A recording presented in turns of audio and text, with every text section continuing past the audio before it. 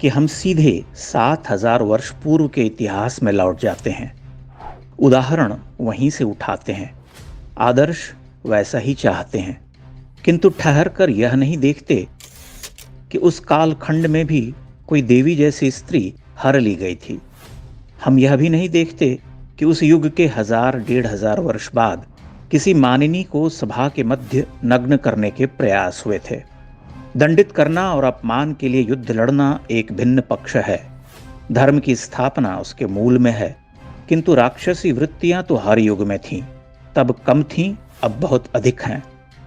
अब हमें इस बारे में विचार करना चाहिए कि रामायण काल और महाभारत काल के बाद भारत में क्या हुआ।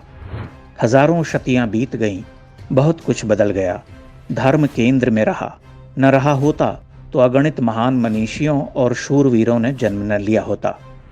किंतु क्या मौर्य काल को भी हम रामायण काल के समक्ष रख सकते हैं, या मौर्य काल में हम राम राज्य को देख सकते हैं?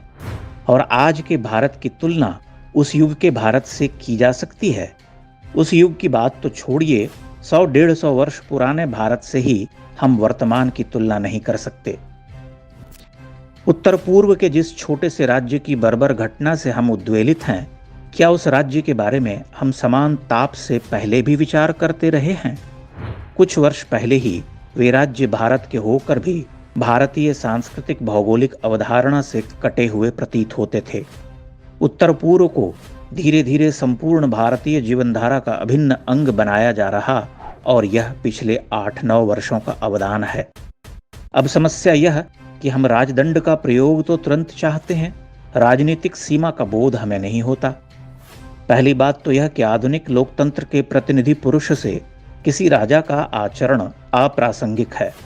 यह सत्य है कि राजा की छवि जब हमारे मन में उभरती है तो हम सबसे पहले राम का ही विचार करते हैं। रामो विग्रहवान धर्मः, राम धर्म के साक्षात विग्रह हैं। किंतु हम भूल जाते हैं कि यह राम राज्य नहीं है, राम राज्य नहीं हो सकता। वह एक बार हुआ। यहाँ तक कि पिछले 7,000 वर्ष के इतिहास में दूसरे राम राज्य का उदाहरण हमें नहीं मिलता। तब हम विकट स्वार्थ में डूबे समाज, जिसकी जात पात की गांठें अब तक खुली नहीं, उसके लिए राम राज्य की कल्पना कैसे करते हैं? एक चुनाव जीतने में हमारी नसें ढीली पड़ जाती हैं।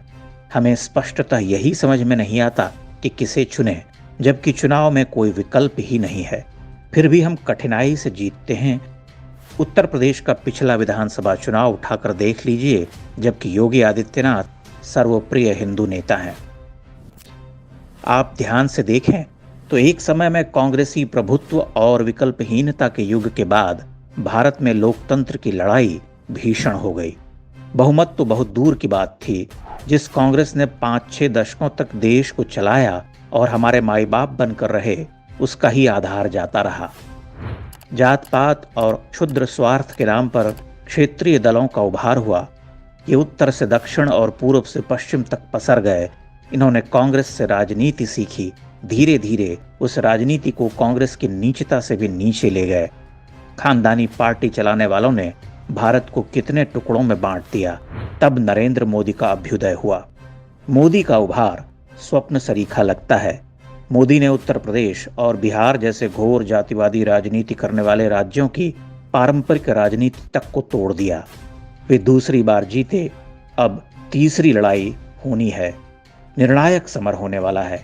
सारी नकारात्मक शक्तियां जुट गई हैं।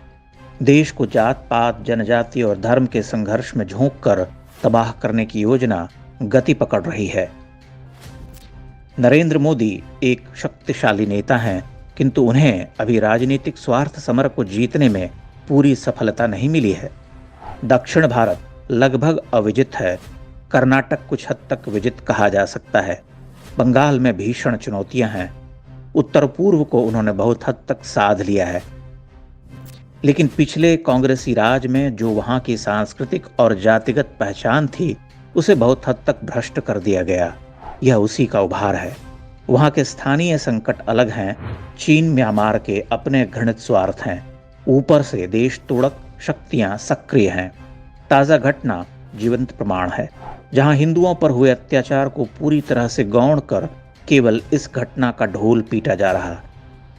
राम राज्य लाओ, क्या वर्तमान परिस्थितियों में वह संभव है? कर्नाटक में मुफ्तखोरों ने बीजेपी को सत्ता से हटा दिया। अगर वे भ्रष्टाचारी थे, तब भी कांग्रेस के मगरमच्छों के सामने उनकी क्या औकात थी?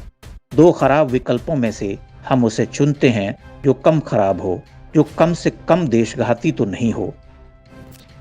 एक ओर हम बड़े परिदृश्य को ध्यान में नहीं रखते, अपने क्षुद्र और राजनीतिक स्वार्थ के लिए बीजेपी को हराते हैं, पार्टी को कमजोर करते हैं, फिर छाती पीटते हैं कि राजदंड क्यों नहीं उठाते। आप ध्यान से देखिए कितनी प्रतिगामी शक्तियां कार्यरत हैं। बीजेपी में राज्य स्तर पर नाकारे नेताओं की भरमार है। वे मोदी, योगी और शाह के भरोसे बैठे रहते हैं, माथे पर टीका लगाकर और जय श्री राम कहकर नैया पार लगाना चाहते हैं। ऐसे में मोदी जैसे अद्भुत राष्ट्र सेवक के सामने कैसी विकट चुनौतियां हैं। वह तो देश के भीतर और बाहर दोनों मोर्चों पर लड़ रहे। अगर आपको राम राज्य की आशा है तो आप पहले उन्हें शक्ति दीजिए। जिस दिन जात पात, धर्म और मुक्तखोरी के विरुद्ध खड़े होकर वोट करेंगे, उस दिन धर्म राज्य का पथ प्रशस्त हो जाएगा। अभी तो जो हासिल है वही बहुत है। संभवतः हमें इसका अंदाजा नहीं है कि हम क्या प्राप्त कर चुके हैं और उसे दृढ़तर क्या प्राप्त कर सकते हैं। लेकिन हमारा दुर्भाग्य यह कि हम किसी मौका परस्त मक्कार को भी मोदी का विकल्प बनाने की बात करते हैं। हमें राम राज्य की आकांक्षा है और हम स्वयं अच्छे और बुरे का साधारण सा भेद तक नहीं कर पाते।